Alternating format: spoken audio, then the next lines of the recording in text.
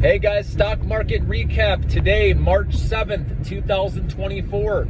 So Nvidia continues to climb higher. Same with SMCI. Both of these had strong buying volume, and after hours, once we cleared through these AI earnings reports, people started putting their money in there. Buying volume was strong and finished off the day nicely.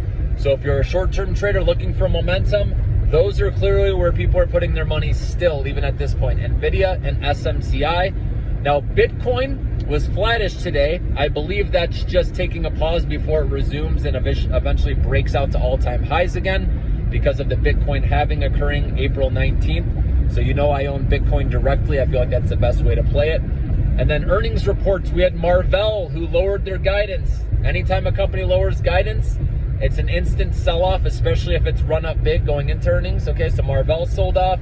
MongoDB, what did they do? They lowered guidance, it sold off. And then Broadcom, they actually had a pretty good report. It did sell off initially before rebounding, and then on the conference call, one of the management said that one of their segments has slowing growth, so it sold off again a little bit. Again, that one's priced for perfection, okay?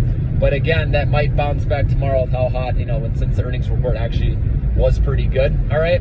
But that's where you can look, those different areas, okay, of the market for momentum. And Big Bear AI, I put out a video on this one. Anytime you get a small cap that rages higher off of news, like with them partnering with Palantir, you got to sell into that rip, because a lot of times when they report earnings, their numbers are nowhere near justifying their valuation, and investors sell it off. So remember that moving forward, always take your gains on those. But obviously these big cap dogs that are legitimately bringing in strong, growth, revenue, earnings per share, those, like I said, are where people are putting their money. And maybe later this year when the interest rate cut happens, that's where you'll see more money going into these small cap AI stocks.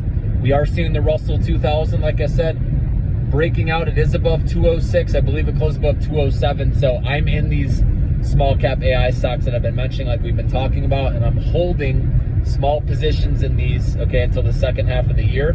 Because remember with those, it doesn't take that much to get those exponential gains down the road if you hold long.